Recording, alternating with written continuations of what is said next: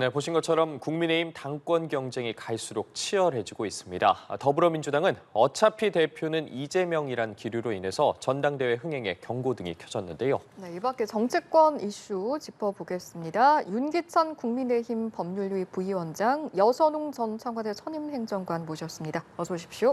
두 분 어서 오십시오. 예, 안녕하십니까. 자, 국민의힘 전당대회 후보들 이야기로 좀 시작을 해보도록 하겠습니다. 딱 일주일 전이었습니다. 국민의힘 후보 중 3인이 1시간 간격으로 출마 선언을 했고 일주일 동안 상당히 거친 신경전들이 오고 갔습니다. 특히나 그 내용을 좀 살펴보면 국민의힘 다른 후보들이 한동훈 후보를 향해서 좀 배신의 정치를 하고 있다, 공세를 펼치고 있는데 이 배신의 정치라는 단어가 어쨌든 당내 주 지지층들 사이에선 좀 탄핵 트라우마라고 할까요? 이런 부분을 자극하는 부분이지 않겠습니까? 어떻게 보고 계세요, 상황?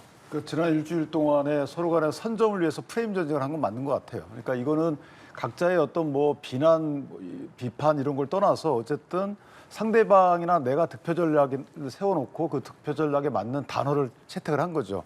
그 중에 하나가 이제 3인의 경우에는 이제 한동훈 전 비대위원장이 마침 또 출마 선언문에서 최상병 특검을 발의하겠다 이렇게 얘기했기 때문에 그런 부분을 대통령과의 관계에서, 그러니까 윤석열이라는 개인이 아니고 대통령 3년의 임기가 남은 대통령과의 관계에서 이거는 약간 배신 아니냐. 그러니까 대통령의 3년을 책임져야 될 여당 대표를 뽑는 입장에서 보면 그것을 부정하는 게 아닌가. 뭐 이런 취지의 이제 전략을 들고 나온 것 같고, 한동훈 전 장관의 경우에는 이제 국민적 지지를 얻으려고 하는 거죠. 그러니까 당원들의 기대, 대통령실과의 관계 설정에서 너무나 어떻게 보면 쫓아가는 게 아닌가, 뭐 끌려가는 게 아닌가, 이런 국민적 아쉬움에 대한, 당원들의 아쉬움에 대해서 부응하기 위한 전략을 세운 거죠.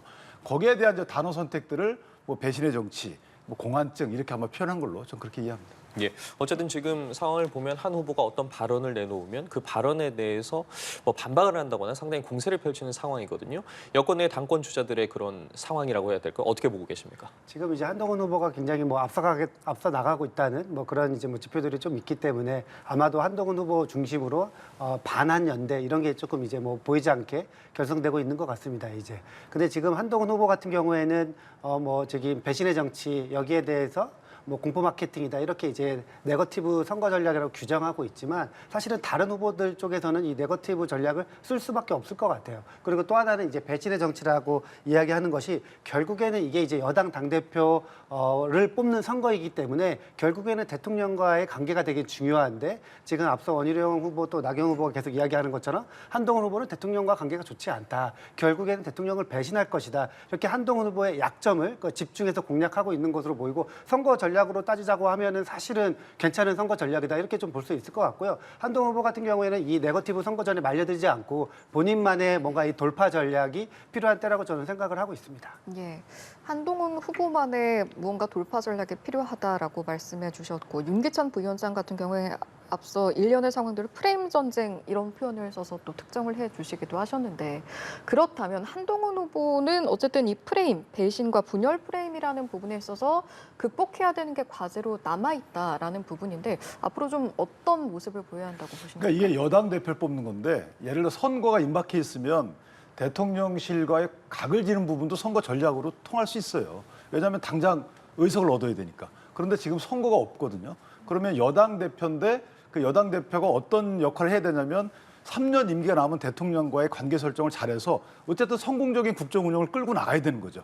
여기서는 그러니까 만약에 본인이 대선 주자라는 그런 잠재적인 본인의 정치 계획을 뺀다면 여당 대표는 대통령실과의 정책을 잘 조율해가지고 좋은 정책을 이끌어서 대통령실을 성공을 이끄는 게 일단 우선적이에요. 그 다음에 정권 재창출을 해야 되는 거죠. 왜냐하면 정권 재창출이라는 것은 좀 불확실해요.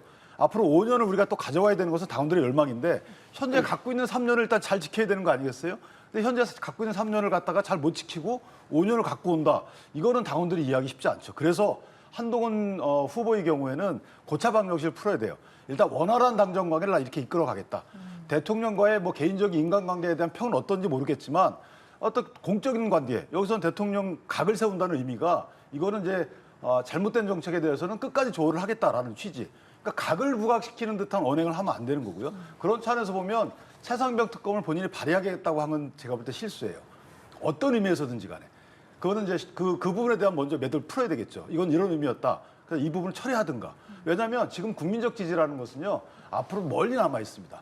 당원들의 지지를 먼저 얻어야 되는 거고요. 당원들의 우려를 불식시켜야 돼요. 아까 주신 말씀처럼 이전에 저희 정당 역사에서 보면 탄핵이 한 번 있었죠. 그다음에 이준석 대표와의 극한 갈등이 있었어요. 이때는 이준석 대표의 극한 갈등은 야당이었기 때문에 사실은 조금 더 다른 평가를 받지만 지금 여당에서 대통령과 여당 대표의 극한 갈등이다. 저는 3년은 거의 우리 스스로 그냥 식물 정권을 초래하는 거죠. 자, 그런 당원들의 우려가 있기 때문에 그것을 불식시키는 것을 해야지 공안증이다 이런 프레임은 저는 아직까지는 맞지 않고 자, 당신들 세 분이 얘기하는 거 맞다. 그러나 나는 이런 식의 배신이 아니고 이런 대통령과 협력 관계를 유지해 나가겠다. 이런 취지의 프레임이 맞는 거다라고 생각해요. 왜냐하면 조금 1, 2 후보 오차범위 밖에서 2, 3, 2 후보와 오차범위 밖에서 앞서 나가기 때문에 지금 그럴 기회가 있는 거지. 이게 만약에 그 지지율의 범위가 줄게 되면요, 그럴 기회가 없습니다. 예. 저 그래서 조금 더 급하지 않을까라고 생각합니다. 예. 고차 방정식이라고 비유해 주신 게 굉장히 좀 눈에 띄었고, 그리고 더불어서 사실은 프레임이라는 표현이 이제 저희도 대담하면서 중간중간 굉장히 여러 번 나오게 되는데, 한동훈 후보 측은 그렇고 오늘 연합뉴스 TV에 출연한 원희룡 후보 측 같은 경우에는 원희룡 후보 같은 경우에는 뭐 어떤 방정식으로 비유를 해주실지도 좀 궁금하고요. 나온 발언들을 보면 초보 운전자가 운전대를 잡을까 무섭고 두렵다. 그리고 프레임에 있어서는 한 후보 측의 공안증 프레임 이 논란에 대해서 직접 대응하기도 했거든요. 일련의 발언들 어떤 방정식으로 좀 비유를 해보시겠습니까? 일단 첫 번째 한 후보 측의 공안 프레임이라는 것은 캠프 내부에서 회의할 때 현상에 대한 평가적 단어예요. 이것을 제가 볼 때 선거 전략으로 쓴다는 건 맞지 않고. 왜냐하면 본인들 그 캠프에서 이거 이런 현상이 벌어지는데 이건 공안증이다라고 그러니까 자체 평가해가지고 그럼 어떻게 대응할 것인가에 대한 건 아직 안 나온 거죠. 이 부분이 약간 다른 것이고 또 하나는 이제 초보 운전대라는 것은 초보 운전대가 유리할 수도 있죠.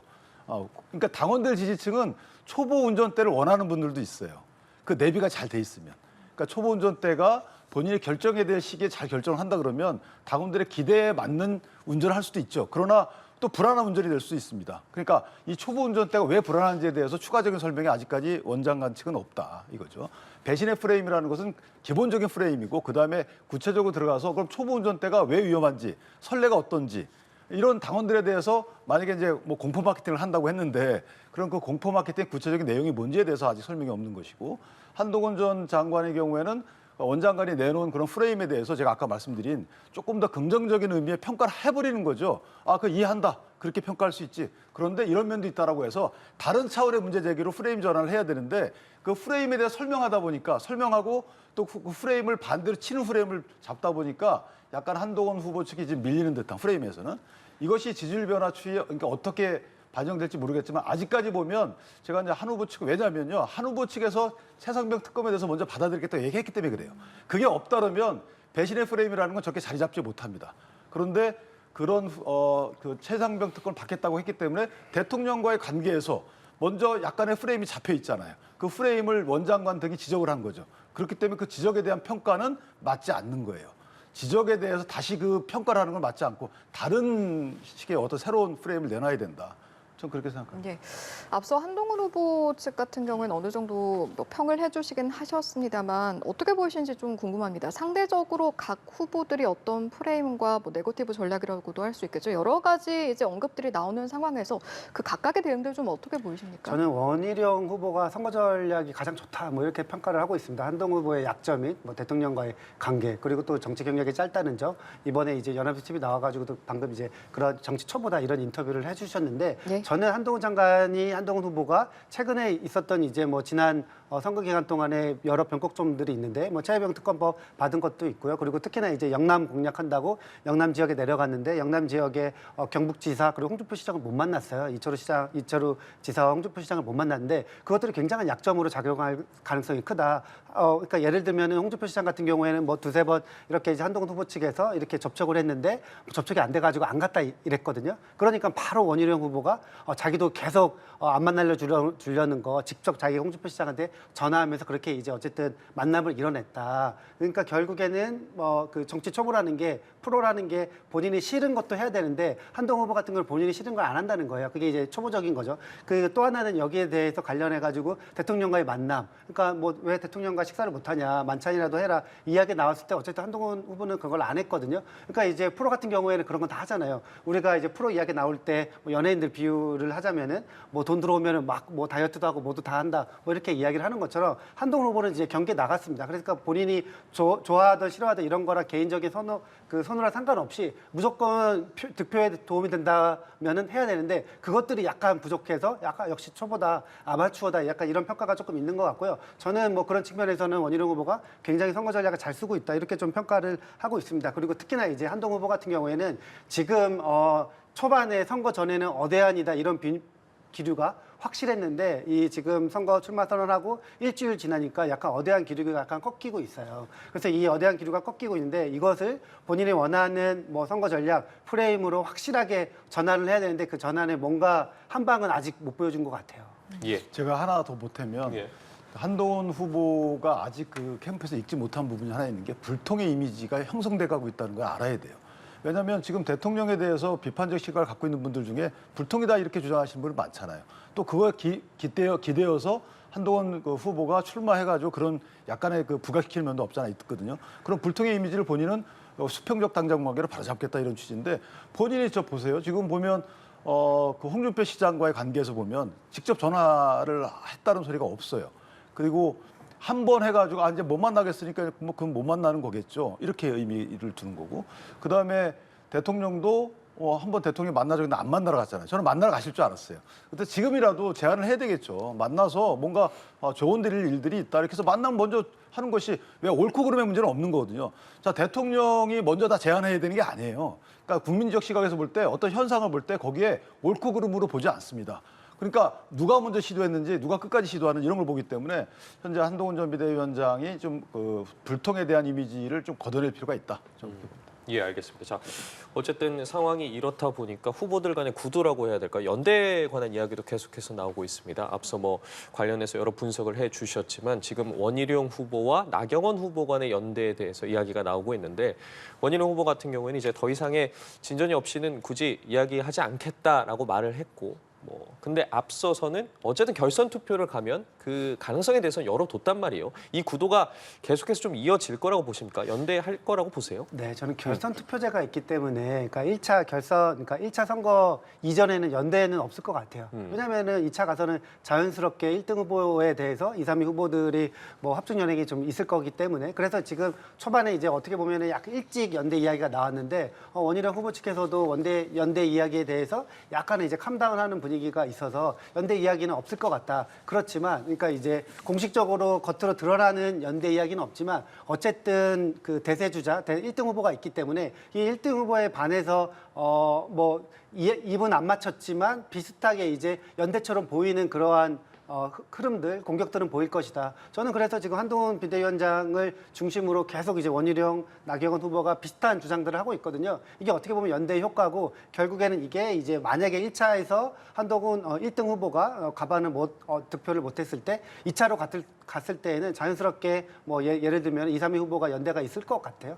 그렇기 때문에 지금에서는 약간 이제 뭐 그 연대에 관련된 이야기가 중요한 변수가 아닐 것이다. 1차 선거에서는 예. 그렇게 관련 봅니다. 내용도 좀 짧게 여쭤보겠습니다. 좀 변수는 중간에 없을 거라고 보십니까? 저는 2, 3위 연대는 말씀 주신 대로 결선 투표 제도가 있기 때문에 결선 투표 결과가 나온 이후에 뭐 누구를 지지하는 식으로 연대는 가능하겠죠. 그건 뭐 상수인 거고 결선 투표 전에 연대는 이제 4등의 연대죠. 4등이 1, 2, 3위 중에 누가 연대하느냐가 가장 중요하다고 봅니다. 그래서 누구하고 연대하느냐에 따라서 뭐 결선을 안 갈 수도 있는 여지가 있고 뭐 그렇기 때문에 4등이 과연 연대를 어느 분과 하는지 이건 아마 제가 볼 때 결선 투표 전에 연대가 이루어질 거예요.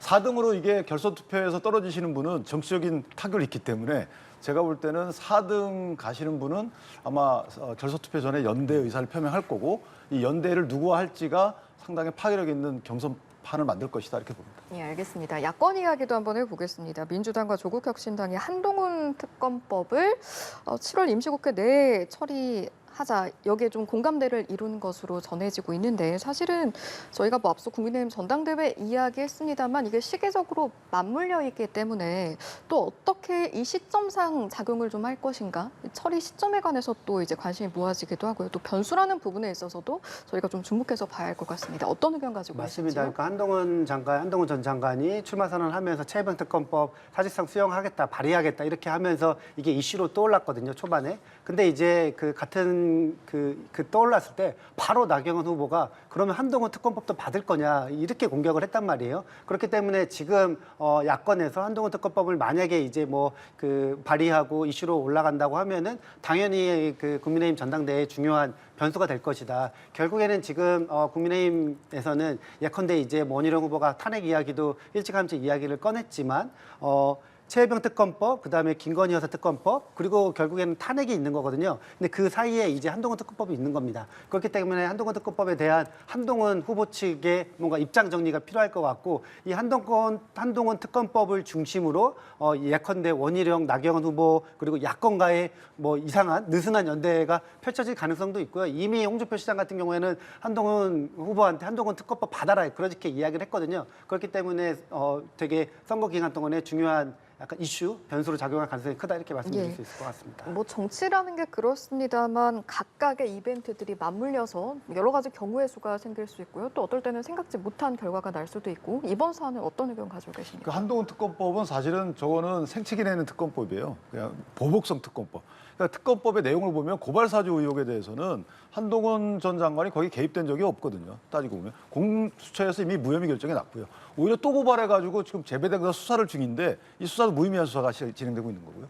자녀 논문 문제 이 부분은 이미 경찰 단계에서 수사 심의까지 끝났기 때문에 재검토가 됐던 부분이라 이것도 의미가 없는 거고. 그다음에 이재명 대표의 국회에서의 체포동의안 설명 과정에서 피의 사실을 공표했다. 아니 국회법에 따라서 설명한 거예요. 이게 왜 피의 사실 공표인지 모르겠고 이건 말이 안 되는 거고요. 그다음에 윤석열 대통령에 대해서 징계처벌 항소심에서 고의로 패소했다. 이것도 말도 안 되는 거예요. 그냥 던지는 얘기입니다. 이거를 대한민국 국회에서 특검법을 처리하자 이 말이 안 되는 거고요. 따라서 저 부분은 말 자체가 안 되는 특검법인데 문제는 민주당 등 조국 신당에서 청문회를 개최할 그럴 수 있어요. 지금 이제 법안 심사를 위한 청문회 개최를 상임위에서 할 수 있거든요. 그렇게 되면 또 거기에 들고 나가도 정책 공방을 하겠죠. 그것이 변수가 될 여지가 있고 저것이 국내심의 전선을 흐트러뜨리거나 당권 주자별로 다른 목소리가 나오거나 할 수 있는 여지가 전혀 없다. 대통령이 저거를 거부권 행사하지 않을 이유도 없고 또 하나는 전당대회가 7월 23일이거든요. 그 전에 저게 통과돼서 재의결 절차로 가기까지는 제가 볼 때 불가능하다고 봅니다. 예, 그래서 저 부분은 변수가 되지 않는다라고 봅니다. 예. 그리고 민주당 같은 경우에 어쨌든 이재명 전 대표죠 이제 대표직에 물러나면서 연임 도전 의사를 지난 21일에 밝혔는데 지금 다른 후보가 나올 것이냐라는 이야기가 계속 나왔고 이인영 의원에 대한 이야기도 나왔다가 지금 김두관 전 의원의 출마 가능성이 거론되고 있거든요. 어쨌든 이인영 의원 같은 경우는 불출마를 밝혔고 김두관 전 의원이 출마할 거라고 보시는지 출마를 해도 좀 어차피 이재명 전 대표의 그런 승기에는 영향이 없다 이런 이야기 나오고 있거든요. 그러니까 우리가 이제 보통 이제 일반적으로 선거에 출마할 때 당연히 이제 당선이 목표겠지만 전당대회 같은 경우에는 본인의 정치적인 철학과 비전을 또 밝히는 자리이거든요. 저는 지금 이번 전당대회에서 어쨌든 이재명 대표를 이기기가 힘듭니다. 그렇기 때문에 많은 주자들이 당권을 가지고 그러니까 당대표에 출마하려고 하는 그러한 모습들이 보이지 않는데 거기에 굉장히 비판적이에요. 그러니까 예를 들면 이인영 후보나 그러니까 이인영 의원이나 아니면 김두관 전 지사 같은 경우에는 충분히 저는 이재명 다음에 다음 차차기가 될 수 있거든요. 그런 측면에서 볼 때 무조건 전당대회에 출마해서 국민들과 당원들한테 본인의 뭔가 이 정치적인 비전을 보여주는 자리로 활용해야 되는데 그런 목소리가 전혀 그런 움직임이 전혀 좀 일고 있지 않아서 굉장히 약간 답답한 마음이고 또 하나는 지금 그 최고위원 선거 같은 경우에는 각자 이제 출마하려고 하는 그런 주자들이 굉장히 많은 것 같습니다. 어쨌든 이번 전당대회 때 김두관 전 의원이든 이인영 의원이든 뭔가 이제 본인이 출마해서 또 다른 후보들이라도 출마해가지고 뭔가 좀 보여줬으면 좋겠다 이런 생각을 가지고 있습니다. 예, 이재명 전 대표가 어쨌든 지난 21일에 대표직에서 물러난 후 시간이 좀 지났습니다. 그러면서 이제 출마를 선언하면서 어떤 메시지를 내놓을지에 대해서도 궁금증이 쏠리고 있는데 좀 어떤 메시지를 내놔야 한다고 보십니까? 그래서 당의 화합 이런 부분은 너무 식상했기 때문에 저는 개인적으로 이제 대권이겠죠. 본인의 대권 행보라기보다는 현 정부에 대한 비판을 하면서 그 대선을 찾아와야 되겠다. 이런 취지의 그러니까 멀리 보게끔 당원들의 정당성을 부여받겠죠. 그런데 아마 당 대표에 대해서는 누구나 이재명 대표가 이게 방탄용 당 대표의 의혹이 있다는 부분은 제가 볼 때는 설득력이 없지 않아 있는 거고요. 또 하나 지금 당대표에 겨루려고 나오시는 분들이 만약에 지방선거에 뜻이 있다, 서울시장에 뜻이 있다 이런 분들은 안 나오죠. 저는 개인적으로 우상호 의원은 안 나온다고 봐요. 이인영 의원도 안 나온다고 봐요. 근데 다음에 지방선거의 뜻이 없고 이재명 대표가 지금 1심 선고가 다가오고 있는 사건들이 2개씩이나 있단 말이죠. 그러면 이재명 대표 다음에 민주당을 잘 추스려서 갈 수 있는 분이 누구냐? 그런 의지가 있는 분이 누구냐? 그런 의지가 생기신 분은 나올 것 같은데 김두관 의원은 나올 것 같아요. 저는. 왜냐하면 이재명 대표와 약간 친명으로 평가를 받고 있지 않는 분이기 때문에 개인적으로 김두관 의원은 분명히 나와서 소프트한 행보를 할 것이다. 그래서 이재명 대표의 사법 리스크가 현실화될 때를 대비해서 어느 정도 행보를 시작을 하지 않을까. 뭐 그래서 아마 저 2분 정도가 붙는 전당대가 되지 않을까라는 생각을 합니다. 예, 마지막 질문이 될 것 같은데요. 이 내용은 좀 간단히 두 분께 한마디씩 좀 듣고 마무리하겠습니다. 지금 뭐 해병대원 특검법이라든지 방송법, 김홍일 방통위원장 탄핵소추안까지 해서 사실은 여야의 입법 주도권을 잡기 위한 그런 과정들이 굉장히 치열한데 사실은 상정권을 가지고 있는 우원식 국회의장 앞으로 어떤 선택을 할지도 좀 귀추가 되고요. 앞으로의 상황 좀 어떻게 흘러갈 거라고 보십니까? 지금 민주당이 어쨌든 총선 압승하고 나서 뭐 어쨌든 국민의 민의를 약간 받들어야 된다. 그런 측면에서 최경영 특검법, 뭐 방송 3법 관련해서는 굉장히 약간 강경한 이런 입장을 좀 취하고 있습니다. 저는 네. 그것이 큰 틀에서 보면은 꼭 이제 무조건 지지만을 할 수 없는데 대통령께서 거부권을 계속 뭐 역대급으로 사용하고 계시기 때문에 민주당 입장에서는 약간 불가피한 측면이 있다. 저는 이렇게 생각을 합니다. 그럼에도 불구하고 초반에 지금 국민의힘 같은 경우에는 뭐 국회 전체 보이콧하고 상임위도 보이콧을 하면서 사실은 집권 여당의 책임 있는 모습이라고 할 수 없는 그러한 것들을 많이 보여왔는데 지금은 다시 국회에 들어와가지고 어쨌든 그런 부분이 풀렸단 말이에요. 저는 충분히 민주당과 국민의힘이 뭐 합의가 안 되는 부분도 있겠지만 뭐 합의가 되는 부분 같은 경우는 충분한 대화를 통해서 어쨌든 뭔가 이 중간적인 이런 결론을 좀 냈으면 좋겠다 이런 생각을 가지고 있습니다. 예. 그러기 위해서는 사실 우원식 의장이 역할을 많이 해줘야 돼요. 지금 현재는 저희가 협의를 할 수 있는 지렛대가 없어요. 대통령 거부권 위에는 없습니다. 그런 상황이기 때문에 의장님이 상정권을 갖고 컨트롤을 해주지 않게 되면 사실 국회 파행은 저는 계속된다고 봐요. 근데 민주당의 지금 그 태도가 협상 안 하잖아요. 여태까지 보시면 협상 안 합니다. 뭐 모든 걸 다 가져가고 있어요. 이런 상황이기 때문에 우원식 의장의 태도가 되게 중요한데 문제는 이제 5일 날 개원을 하잖아요. 개원식을 하고 대통령이 오시고 그다음에 7, 8일 날 원내대표 교섭단체 연설이 끝나고 나면 또 극한 대립으로 갈 수가 있단 말이죠. 그래서 우원식 의장님이 멋진 의장의 역할을 해줄 때다. 저 그렇게 생각합니다. 예, 알겠습니다. 오늘 두 분 말씀 여기까지 듣겠습니다. 윤기찬 국민의힘 법률위 부위원장, 여선웅 전 청와대 선임행정관과 함께했습니다. 말씀 고맙습니다. 고맙습니다.